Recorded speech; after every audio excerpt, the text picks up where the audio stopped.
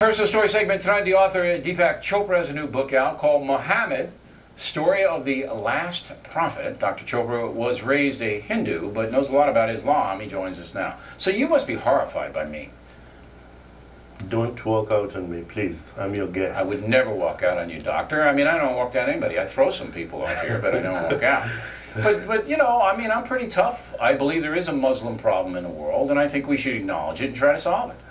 I think there is a problem. You're right. 70% of people are against the mosque, as you said. Right. But you know, I work as a senior scientist at Gallup. 65% of Americans say they know nothing about either Muhammad or Islam. Well, they should read your book then, but let me stop you there. I don't think that's required to know what the Muslim problem is in the world, because you have strife coming out of Muslim nations like Iran, like Afghanistan, like Pakistan. You have Muslim insurrections in more than a dozen countries. You don't need to know the tenets of Islam to know the geopolitical situation. You need to know the context, the economic context, the political context, the cultural context, so you can have a conversation. You know, your view, by the way, and I really watched the incident at The View, and I think it shouldn't have happened. They shouldn't have walked out, because that's a cop-out. Your view is a very popular view, and we should try and understand why that is.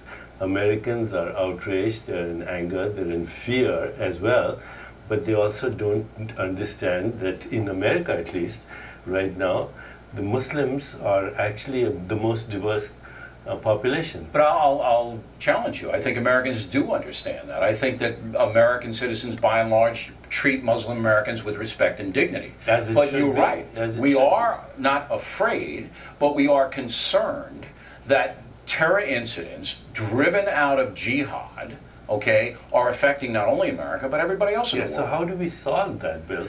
How do we solve that? Do you think you can reason with Ahmadinejad? Can I send you over there and you can reason with him? But we can get the moderates on our side, you know, and the Imam and his wife. Okay, let me submit this to you. They're actually reformers. They're your moderates. family, I understand. Yeah.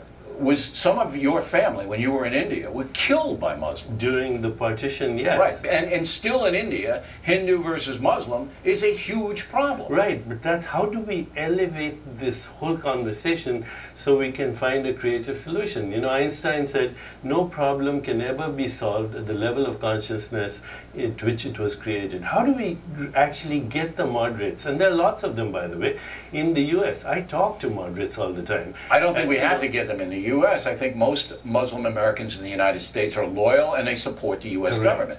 But are you telling me that you think you can reason with the Taliban? You think you can reason with Al Qaeda, with Iran? You can't reason. You can get the support of the moderates. Then you know you can get the support of the moderates in Iran. We saw what happened to them. 60% of the population in Iran is under the age of 25. It doesn't matter. There's a secret police there. It's a police state. You know, the police state is going to sabotage itself. Maybe, but in the meantime, they're doing a hell of a lot of damage. But in the meantime, we should not alienate the people who are on our side. I don't think we are. I don't think America alienates moderate Muslims the world over. I don't buy that for a minute.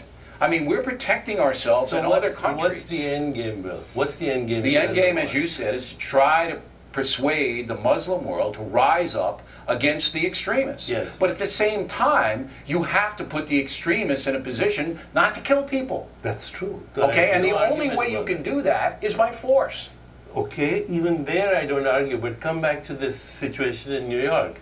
I was at a private party where President Clinton made the suggestion that instead of calling it the mosque, why don't we say it's an Islamic cultural center for interfaith dialogue. You don't even have to do that. To have a memorial for the Do you know this Imam Raouf? Do you know him? I know his wife. Okay, yes. Well, you call his wife up today and you tell him this. All Imam Raouf and his crew have to do is say, we're going to dedicate this mosque, community center, to peace. And we are going to condemn what happened here on 9/11. I'll get a hammer and help them down there. I'm telling you, they're prepared to do that. Well then, have them come on the show tomorrow and do it. And it all goes away. They are prepared to actually have a memorial for the victims. No, I want to hear Imam Ralph condemn what happened on 9/11 and condemn the jihad. That's what I want to hear. I think he should do that. If you come on with him, you and him come on right here, and then we put that whole thing his wife, together. Daisy Khan, went to an English convent. Well, that's swell. And I'll come down there with a saw and a hammer and help him if you get him on here to say that. Mr. Chopra, Dr. Chopra, I should say, Muhammad is the book. You want to learn about Islam? Read the doctor's book. Thanks for coming in. Thanks for having me. We come right back. Is it legal on